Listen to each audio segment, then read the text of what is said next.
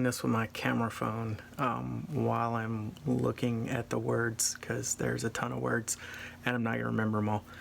So I'm going to read this to you, and I hope it doesn't take away from the meaning.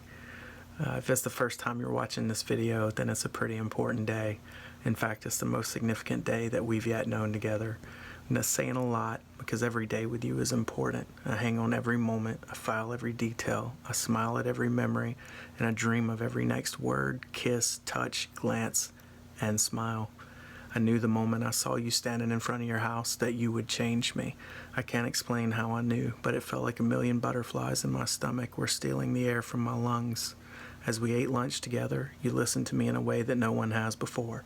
I saw inquisitiveness and trust in your eyes, but I also saw that you were opening yourself up to me like I was to you. You related with stories of your own and found empathy in place of judgment, caring in place of indifference. We walked UNC's campus and you took the time to show me important places while giving me your attention. The feeling with you was different. It was comfort without complacency. Through conversations about Fraggles, mint chocolate chip ice cream, dogs, kids, relationships, burdens, and aspirations, I found familiarity with a stranger.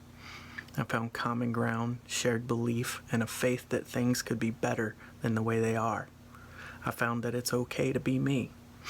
I almost lost the moment of our first picture, but those same butterflies were still in my stomach, and I just knew we would regret it if I didn't have a picture of this first day together. Even if you decided I wasn't for you, your face and that day weren't leaving my heart anytime soon. I needed the keepsake of someone who had actually listened and given me a renewed sense of self. For your birthday weekend, we held hands all the way to DC. In barely 2 weeks, I had developed feelings that were just out of comprehension's reach, and I wanted to make it as special as I could for you. St. Patrick's Day, we ate pizza and toured the art museum. We strolled by monuments, and we had dinner at Ebbets Grill. The most significant moment in our young relationship occurred that night at the World War II monument. As we sat and watched distraught father searching for his son, the lights were hitting your hair in such a way that I forgot the cold, ignored the breeze, zoned away from all the tourists and passers-by. It was the sound of the water and the sight of you, the feeling of warmth and my heart racing as I realized I was falling in love with you. It felt like it had always been there, waiting for me to find you and realize it. It was as though I had loved you longer than I had known you. Lying in our room at the bed and breakfast, I told you, I love you. April was an exciting month. I got to get closer to Drew, experienced our first family beach trip. I met Mama Jean and your father, and I watched you admire flowers and gardens. I got to discover your knowledge for plant types and flower names and learned some azaleas are actually rhododendron. Who knew? You introduced me to colleagues, and you developed a relationship with Barbara when you could have chosen indifference. You showed me that you wanted me, you wanted my kids, and you wanted an us, a family. You gave me faith that my family is good enough, and you didn't want them to be background noise or a nuisance to ignore. You let me know you wanted to be the mother of my children and build a future with me. As May rolled around, we started looking at ring ideas. I knew I had to marry you. Every vision of my future has you in it. We ran the color vibe together with Drew, and I got to watch you walk across the stage at Duke University. You're so brilliant, babe, and I'm so proud of your accomplishments, and I'm so glad that I got to be part of that day. We picked out a mattress, bought bed linens, and I learned what a duvet cover is. I was able to take Drew on multiple Friday drop-offs and really got to speak to him on a level that was closer than ever. I got to know what he was afraid of and what his likes and dislikes are. That month we took Austin and Em to the zoo, and we got to deal firsthand with teenager angst. Even with sore feet, that'll still be a memory that they'll have. When Drew graduated elementary school in June, the summer fun began. We spent Father's Day at your dad's, and I got a fabulous Bluetooth speaker.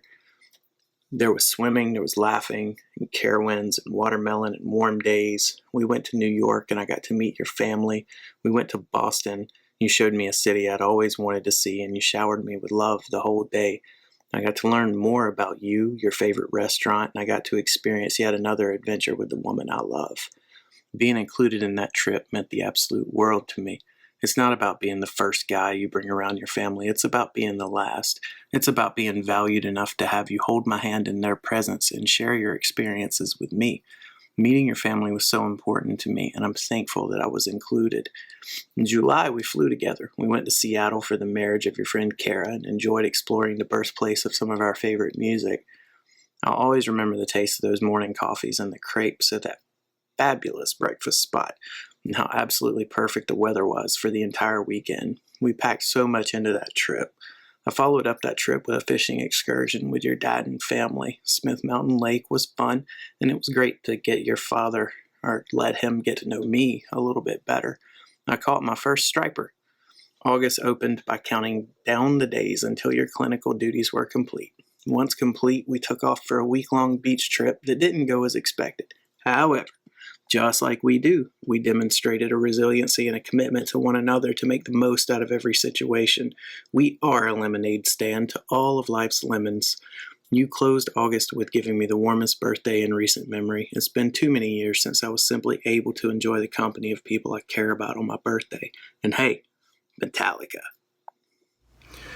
So as we close our first 6 months together, we're in New York celebrating. I really hope that the next page is the beginning of the rest of our story.